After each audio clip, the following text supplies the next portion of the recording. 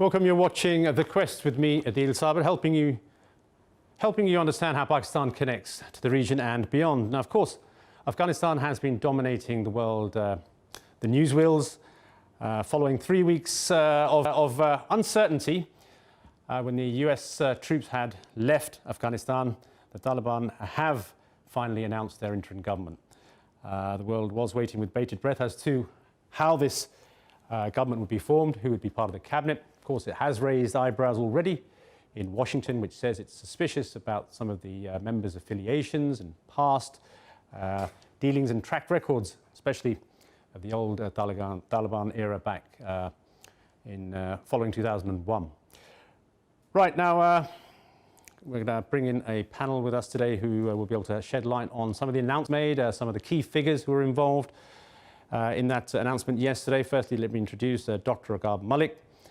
He joins us. He is a Fulbright Scholar awardee from the Elliott School for International Affairs from George Washington University, and he's also an expert on Afghanistan and its geostrategical affairs, and is also an expert on the rise of China. Thank you, Dr. Auqaab, for joining us.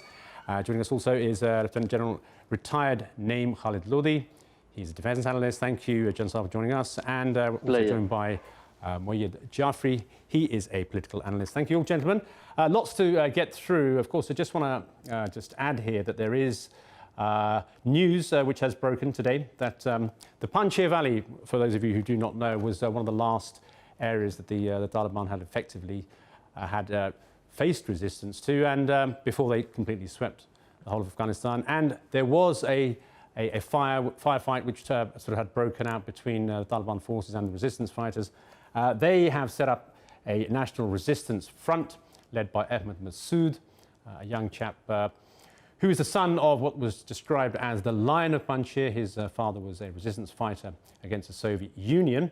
Now, following what was said to be a ceasefire between these two warring factions, it later transpired that the Afghan Taliban had said that now that the warring was over, peace had been established, and that they would be now accommodating them into this new interim government. Now, they have come out with a statement which said that they will set up a parallel government, and they have reached out to various international organisations. In the meanwhile, there's been shuttle diplomacy taking place here in Pakistan, especially Foreign Ministry has been very busy of late. They've held a virtual meeting. Shah Mahmood Qureshi, the Foreign Minister, has held a virtual meeting with the neighbouring countries of Afghanistan about the concerns lying ahead. Just want to quickly bring in Moayyed Jafri, if I may, to begin with. Moayyed, you've seen some of the appointments. What has been the general reaction overall? We know the United States has some reservations about the previous affiliations, some of the track records. Of course, there is one particular member, and we'll talk about him a little later, who's the FBI's most wanted man. So, generally speaking, what's the feeling coming out of Washington and the rest of the world at the moment? It's rather skeptical, to put it mildly. But basically, that is because they're evaluating the entire paradigm, this entire scenario, based on what they can see on the curriculum vitae or the resume, as you will, of these individuals that have been given key positions. Also, it's important to understand, Adil, here, that this is an interim government setup, so to call. Once the discussion today progresses, we'll talk about what that, I'll try to explain what that basically means. But when it comes to the international media, what I've been monitoring today, we talk about the BBC, CNN, other countries that have weighed in on this, especially from the West. They've been very skeptical, like the United States said, that it has serious concerns.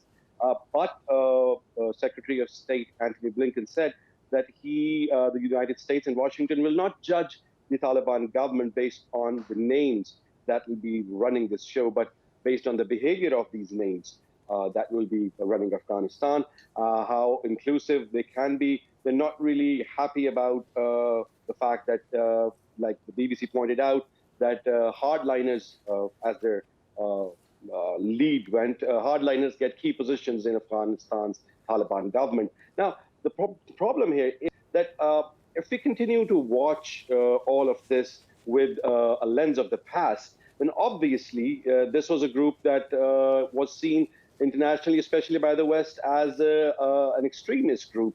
They were seen as people who defy human rights based on the definition of human rights by the West, whereas the Taliban say that they are only carrying out what the Sharia law that they've implemented tells them to. To wrap it all up, I personally believe that the West is being, so far, especially Washington, is sounding a little bit fair in its judgment. It has raised its concerns regarding the people like you pointed out, and we will get to that once you ask those questions. I don't want to jump the gun regarding that. But if you see the overall outlook of this 33-member Afghanistan Taliban government, there are certain individuals which are definitely on the US's, have been on the US's list for a long while. But then there are those who have been at the helm of affairs when it comes to negotiations with the US. So it's kind of a mixed bag for the West to deal with. But obviously, once they made the decisions regarding their policies, some of them came out today. The first policy statement that came out after the formation of the government, they said that the government is going to allow for education, and the government is going to follow international laws as long as they do not directly conflict with the Sharia law that the Taliban basically seek to impose in Afghanistan or follow in Afghanistan. So basically, they are the Taliban too are being accommodative. They're being very careful what to say and what not to say, and how to come across as a governing body in Afghanistan. And the West too is kind of, to this point, giving them a slight, you could say, benefit of the doubt unless something terribly goes wrong. So it's kind of like Pakistan's Pakistan's information minister said, that it's more of a wait and see game for now. But yes, both sides are skeptical of each other and how they will react in the future. All right, we will get onto those particular appointments, and we'll get Dr. Auqaab's input very shortly. If I can just quickly switch over to General Lodi. General Lodi, just want to highlight some of the excerpts of that press conference yesterday, and how much of it do you think is going to go down well in the West? Let me just point out a couple of things. I mean, they've said quite categorically that nobody's going to interfere in Afghanistan ever again. They've now actually called themselves the Islamic Emirate of Afghanistan. That's how they want to be addressed as. They said that they will uphold Islamic rules as per their interpretation of Sharia law. They said that, of course, they would be looking after the rights of minorities, the underprivileged, women. They said that they would encourage education, but also they would encourage religious education. And they said that, they want transparency. They want to be able to appease, if you may, the Afghan people, of course, who've been complaining for many, many years of overt corruption. And they want to instill national values. They want to instill national values, but at the same time, they talk about a very moderate and moderated media, for that matter, saying that it should only serve national interests, and that it had to be selective as to its control of Islamic content. So it seems that they have somewhat reached out. They are extending some sort of olive branch, but some of their statements may still be cause for alarm in the West, perhaps. Thank you. I think they've done very well so far. If you just look at their cabinet, they have appointed an army chief who is a Tajik. They've appointed a deputy prime minister who is an Uzbek. And there's another minister also, Tajik. I'm not remembering, probably something to do with finance. So all said and done. And they keep reiterating all the issues and girl education and minorities and their space not being used by terrorists and all that. And just I wanted to say something on these two objections which are being made. One, that there are no women ministers and all inclusiveness and all that. First, about talking about the women ministers. There are more than 100 countries in this world where we do not have any women as ministers. Did the US objected to that? Did we hear anything from UK or from the West? We have a friend from America, he can put us wise. Then making a government all-inclusive. How many Red Indians are there in the American cabinet? And how many aubergines are there in the Australian cabinet? You can say our society, they have got different norms. So these are all, I think, wrong, I would say, demands. The other demands are right. The best is that they should not use their, they should not allow using their, territory for with the terrorists and all that. So I think so far, and the other thing we must remember is they did not get this freedom in charity. They got it after a lot of struggle. So trying to dictate them that do this and do that, I don't understand. I mean, what is the world up to? I am sure, I know that those.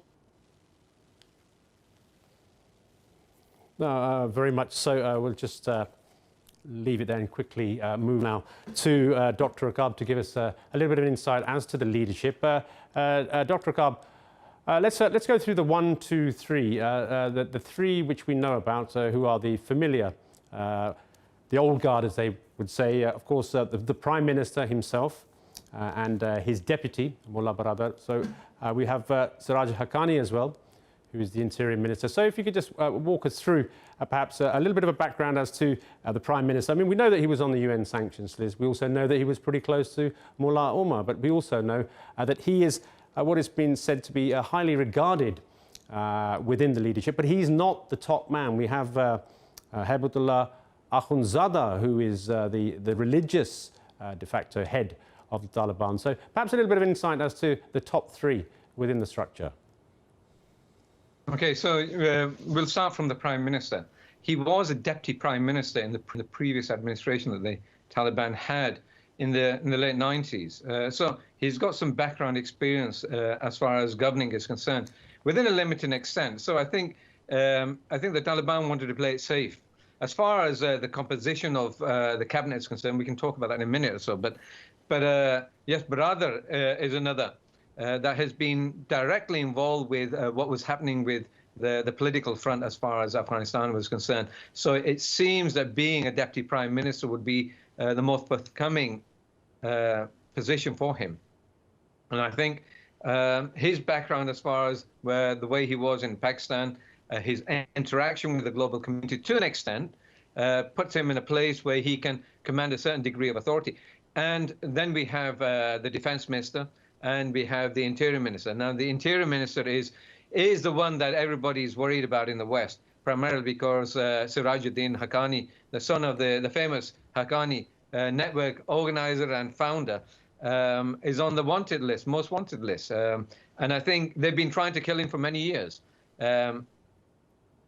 This is one of those sticking points and a thorn to the side of the Americans, I think, and the Brits and the Western world, primarily because as an arch enemy of the United States, he's exceptionally gifted, I'm saying, in a rational manner, looking at the way he conducted himself, in the way he conducted his affairs as far as combating and what he did with the resistance against the occupation. Now, I'm saying this as far as they're concerned. I'm not trying to take side. I've got to be very rational in this and balance it out as far as Afghanistan is concerned.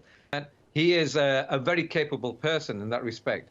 And putting him there, because of his linkages and his interaction that he's had throughout the process of the Afghan occupation for the last 20 years, he's fundamentally going to be able to secure a strong position.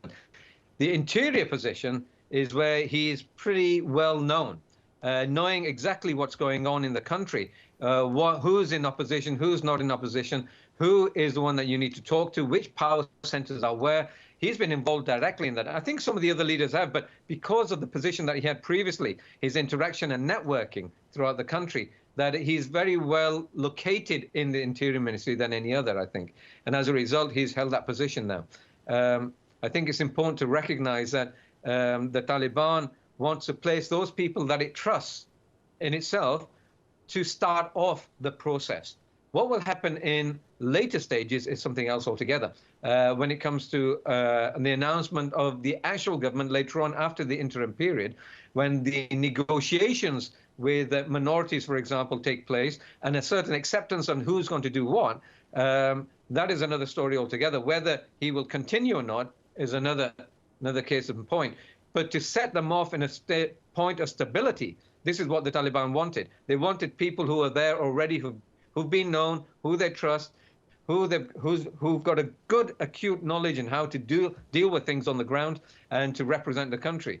As far as that's concerned, this is the reason why they've selected people. Let me come down to one point that the West is making, which is understood, that there are no females on the cabinet. The fact of the matter is, I think General Lodi pointed out that around 100 countries have no females on their cabinet ministerial positions. But I think it's because this is the focal point that they wanted some evidence that the Taliban had changed. But we also have to recognize that Taliban have been fighting for 20 years as a guerrilla force. And in that respect, women had very rarely got into positions of any significant authority within that group. And they were not able to become intrinsically involved in power positions and to be able to negotiate with other people. And as a result of that, because they've not held any significant positions, and maybe because of the orientation of the Taliban, that it made sense to the Taliban to not have any at the moment. However, I still think that it's important to recognize that they will be finding out maybe to put females in certain sectors, maybe as deputy ministers, but you've got to recognize the origins of the Taliban. It is an extreme movement in its interpretation of Islam as well. And it wants to abide by that and understand where they're coming from. They're not exactly internationally educated. They're educated within the environment that they were brought up in the environment of the conflict, environment of fighting, environment of appreciating what the obstacles they had, and they relied on each other. So at this moment in time, plus the obstacles against females is understood as well. And I think we need to, I'm not saying give a benefit of the doubt at this moment in time. I think pressure needs to be made as well on the Taliban to have an inclusive government. And this is the first stage of whether they change things around. But I think the Taliban is also showing to the world that, look, we fought for 20 years, and it's our choice now. Absolutely. And the fact of the matter is, they won. And they're not going to be dictated to, whether we like it or not, they're not going to be dictated to by anybody in the world, because now they won the war, and they can do what they want as far as anybody else is concerned.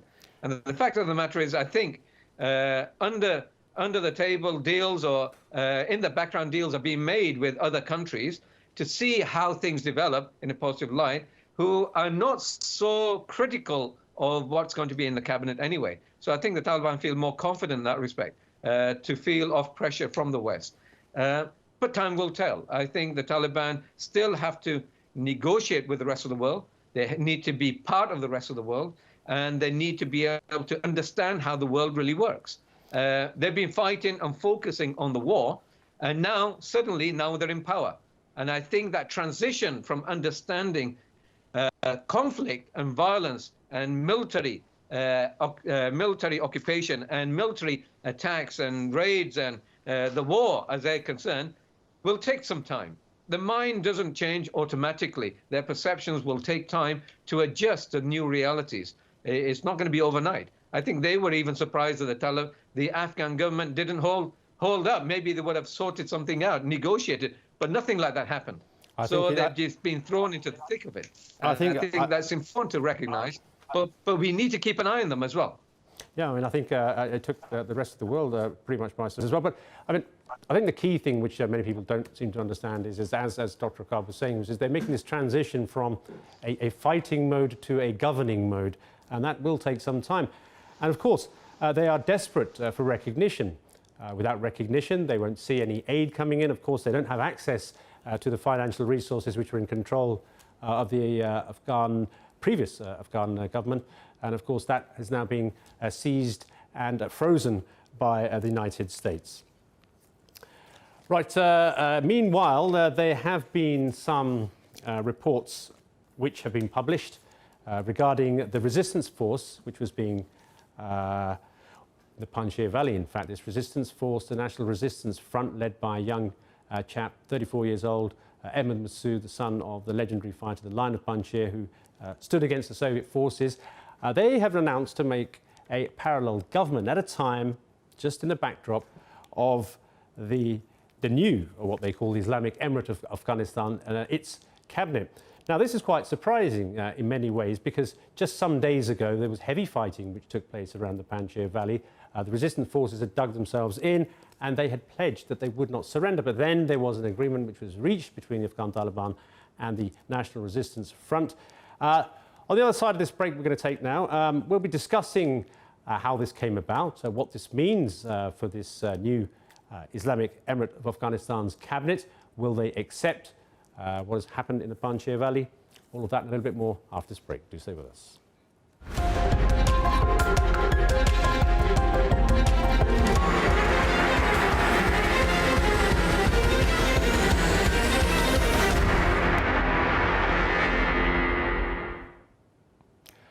Welcome back. You're watching The Quest. Now, fast on the heels of the announcement made by the interim government in the Islamic Emirate of Afghanistan, which was announced yesterday by the Afghan Taliban, there has been another announcement made by an anti-Taliban movement, namely the National Resistance Front.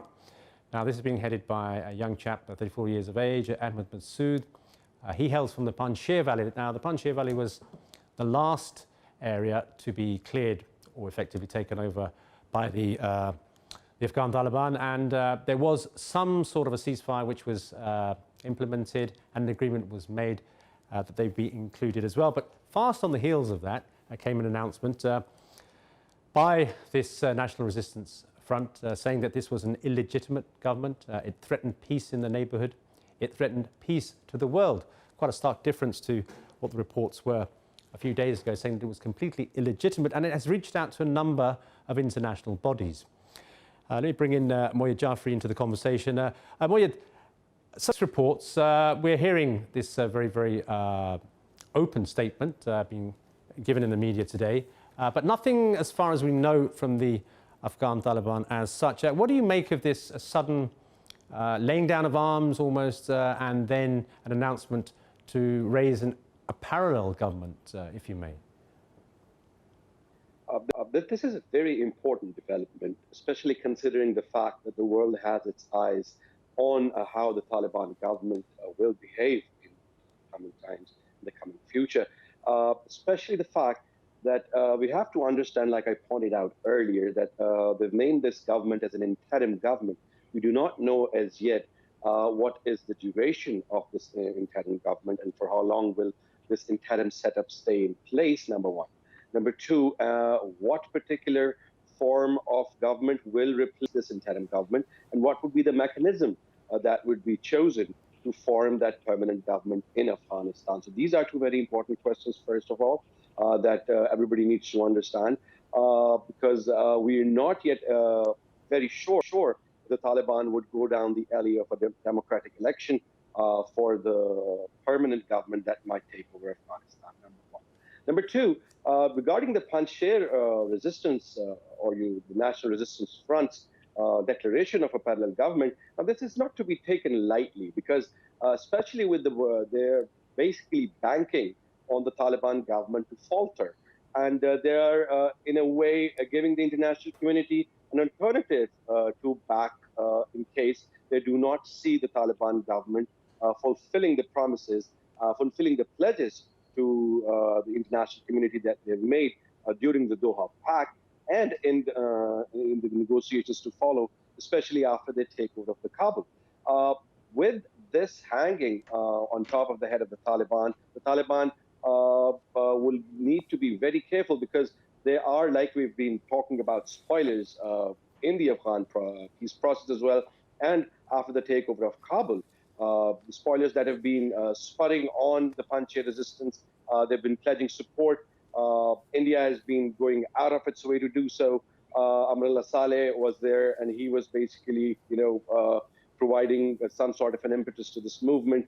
So and especially the fact that they've been making these repeated calls to international community, to international bodies to support them in taking over, or you could say dethroning the Taliban in Afghanistan.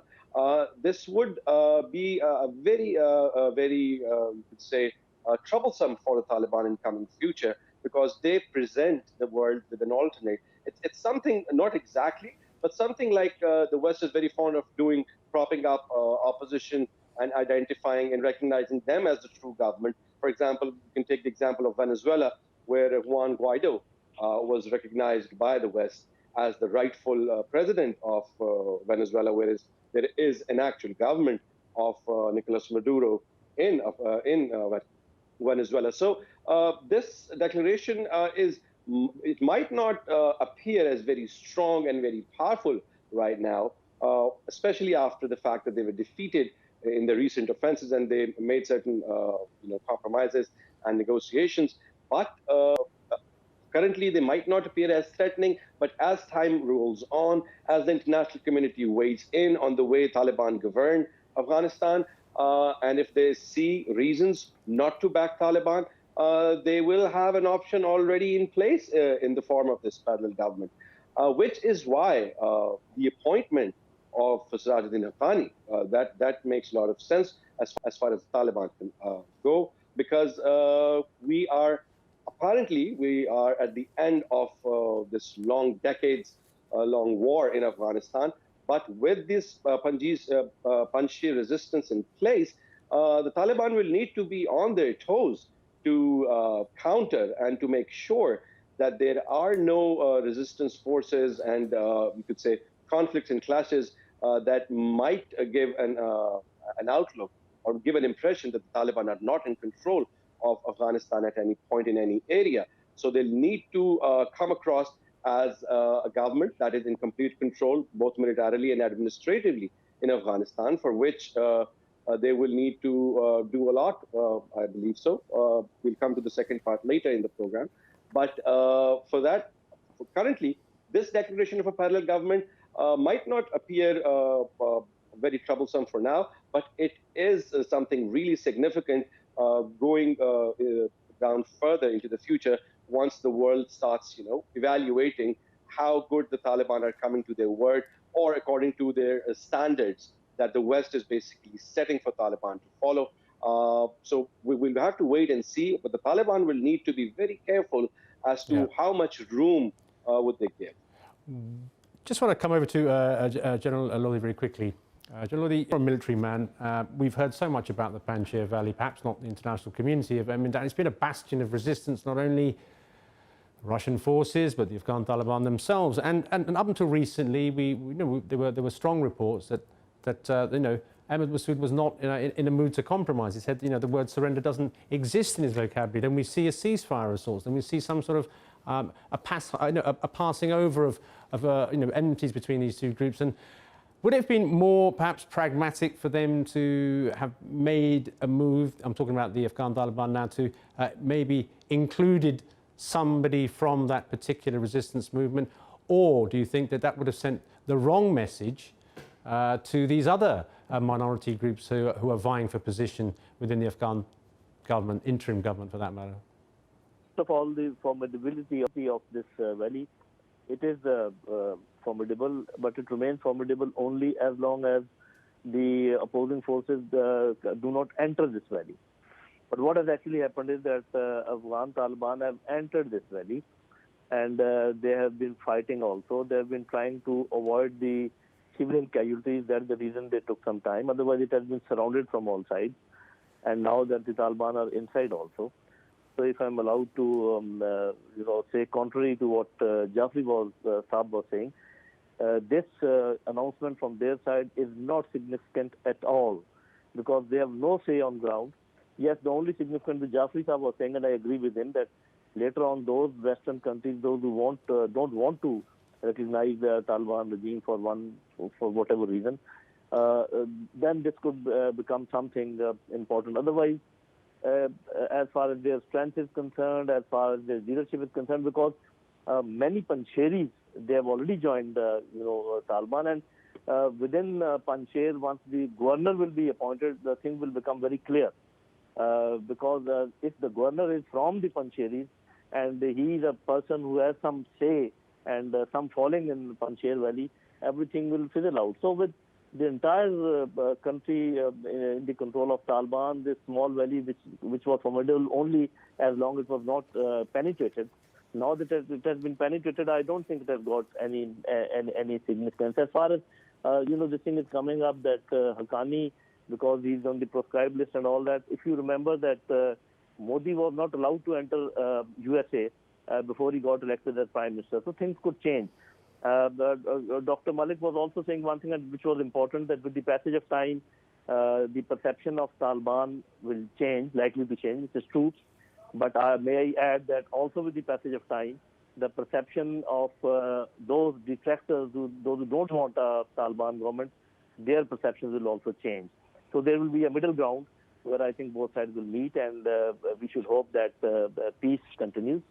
And if my only apprehension is that if Afghan Taliban start doing something contrary to what they are saying, then there could be problems. But as long as they keep doing, or as they say, walking the talk, keep doing whatever they are saying, I don't think there could be any problem. Yes, there would be countries those who would not like to recognize them straight away, and we know which are those countries. But now, there's not only one pole of power in the world, there are other poles also. So I think, in spite of all the powers that that pole has, with the help of China, Russia, probably Turkey, Pakistan, Central Asian countries, Iran, Taliban will be able to survive for quite some time, and then other countries will also join in. And I don't think a very big problem for them. And their legitimate, money which is lying in America or elsewhere, that will come. It can come a bit later. But it is not that they will not be able to run their government without those $9 billion, and the people will die hungry if those $9 billion do not. In fact, this exposes the double standards of the West. On one side, everybody is saying that they can die of hunger. On the other side, their own money is being withheld. So I think with the passage of time, the West will get more exposed as compared to Taliban. I mean, I want to just pick up on what General Lodi said and give it to you, Dr. Auqaab.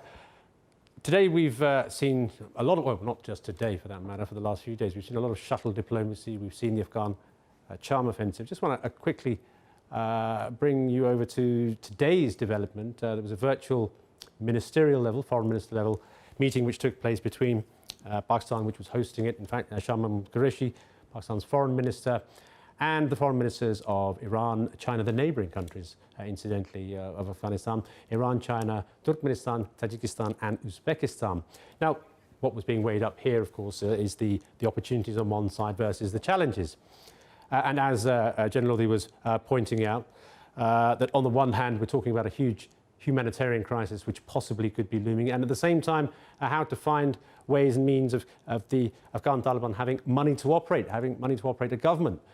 So one of the two biggest challenges, I think, facing the Afghan Taliban probably right now is how to secure access to financial resources. I mean, how does a fighting force which has battled for 20 years on the battleground then make a transition and become an effective government and then learn how to use all of those tools of the government to run a country? I mean, how difficult tasks do you see ahead for the Afghan Taliban?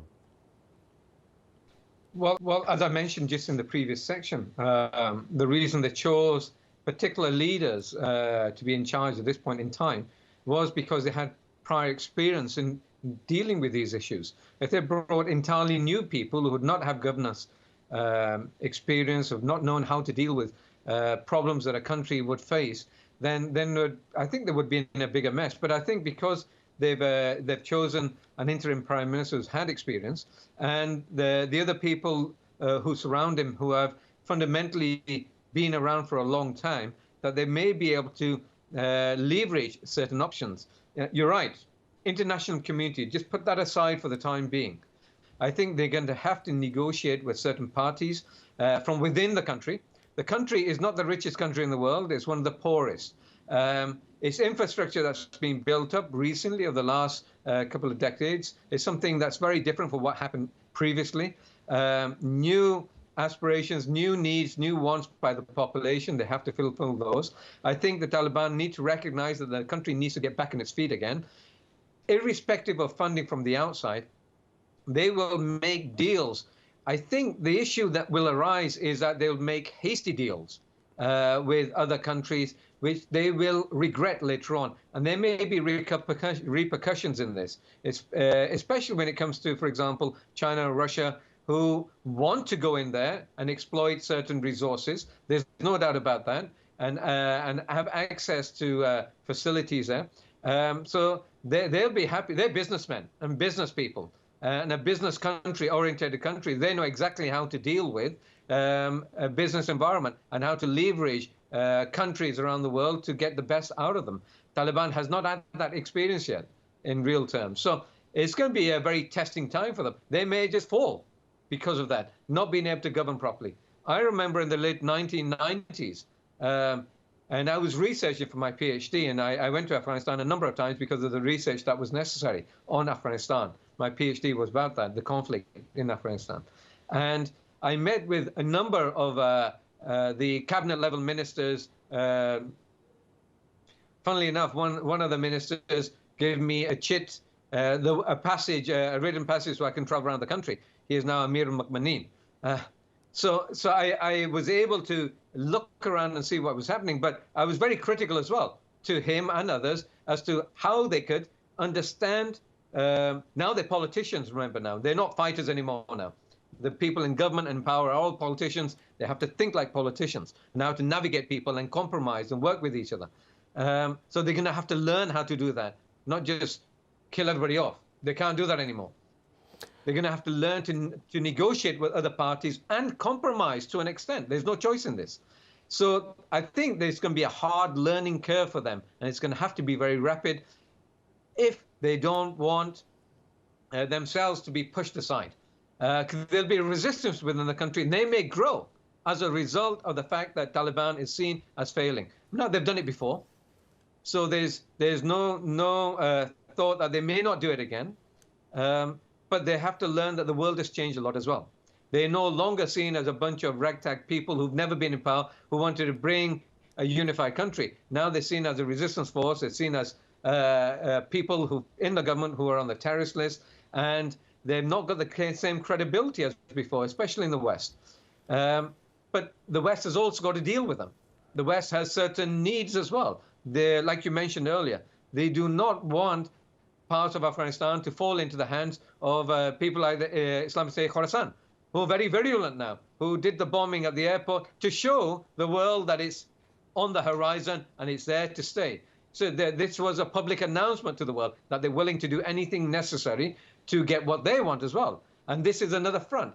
In fact, if you check the websites, if you look at the chatter on the social media by Al-Qaeda, as well as Islamic State, in the general affiliates around the world that the Islamic State has, that they're calling for their fighters to come to Afghanistan now. That is a big issue. And this is one of the things that the West fears. I think that needs to be taken into account. The Taliban have to be very strict on this and savvy.